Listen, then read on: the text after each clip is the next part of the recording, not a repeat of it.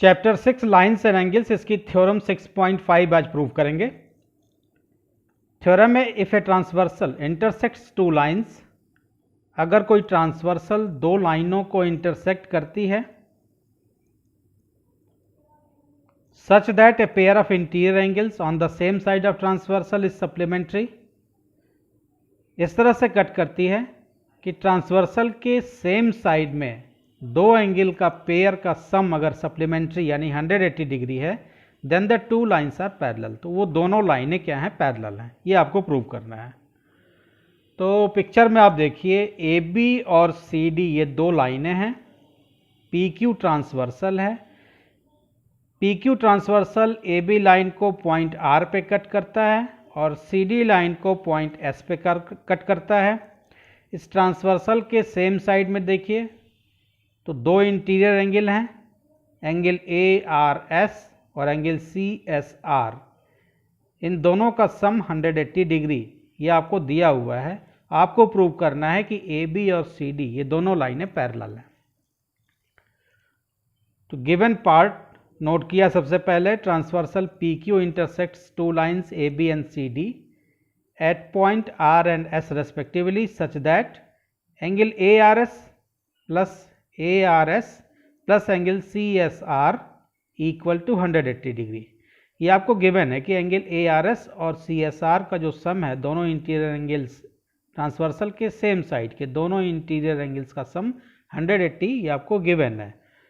To prove A B parallel C D, आपको prove करना है कि तब ए बी और सी डी ये दोनों लाइनें पैरेलल होंगी। तो जो चीज़ हमको यहाँ गिवन है यहीं से शुरुआत करेंगे। Angle A R S plus C S R equal to 180 ये हमको दिया हुआ है, यानी angle A R S plus angle C S R equal to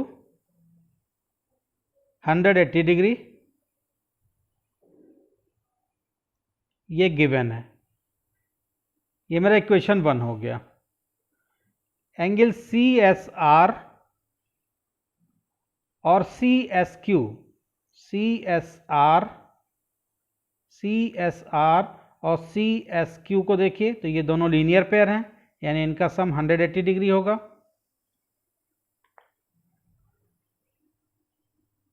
angle C S R plus angle C S Q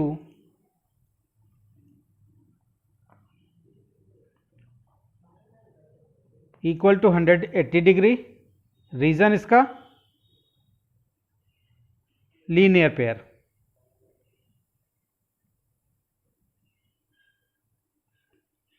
equation 2, equation 1 और equation 2 दोनों का आप देखिए तो 180 डिग्री के बराबर हैं, यानी angle A R S plus angle C S R ये दोनों मिलके भी 180 बना रहे हैं, ये तो हमको गिवन है।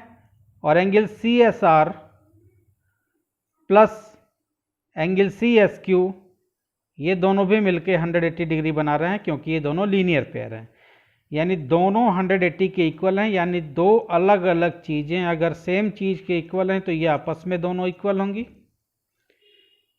अगर ए भी x के इक्वल है, b भी x के इक्वल है, दो अलग अलग चीज़ें सेम चीज़ के इक्वल हैं तो ये दोनों आपस में इक्वल होंगी। एक्सियम 1 ऐसा कहती है।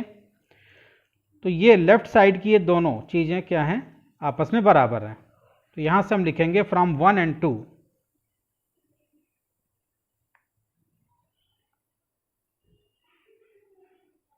Angle A R S plus angle C S R equal to angle C S R plus angle C S Q.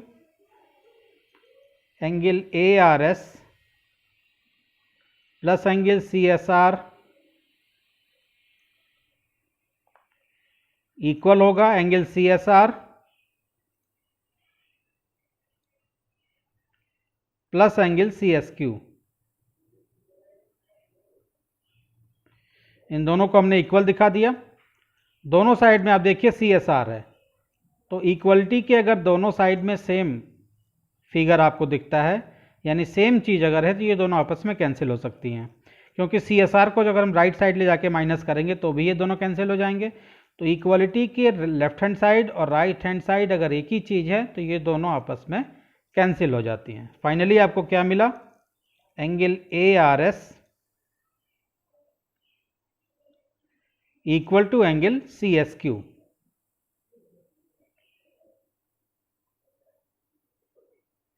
Angle ARS को देखिए और CSQ को देखिए, तो ये दोनों करस्पॉन्डिंग एंगल हैं।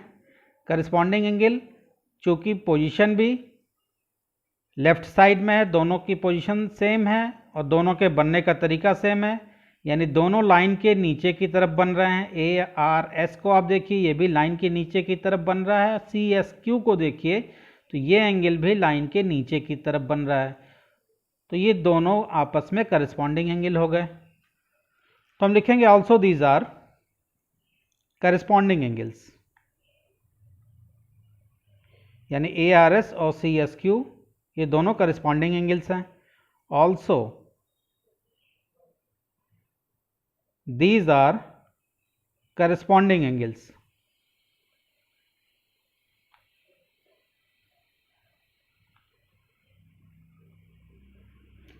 करस्पॉन्डिंग एंगल्स इक्वल होते हैं तो दोनों लाइनें पैरेलल होती हैं। तो जब आपने करस्पॉन्डिंग एंगल्स इक्वल दिखा दिया तो हम अब इसको कह सकते हैं कि दिस इंप्लाइज दैट, या हेंस AB पैरेलल CD, यानी अगर करस्पॉन्डिंग एंगल इक्वल हो गए तो फिर AB और CD ये दोनों लाइनें पैरेलल हैं। Hence proved. तो ये भी आसान था थ्योरम प्रूव करना, 3-4 लाइन की थ्योरम थी ये, आसानी से, होप आपके समझ में आई है। नेक्स्ट वीडियो में हम लोग अगली थ्योरम प्रूव करेंगे। Thank you.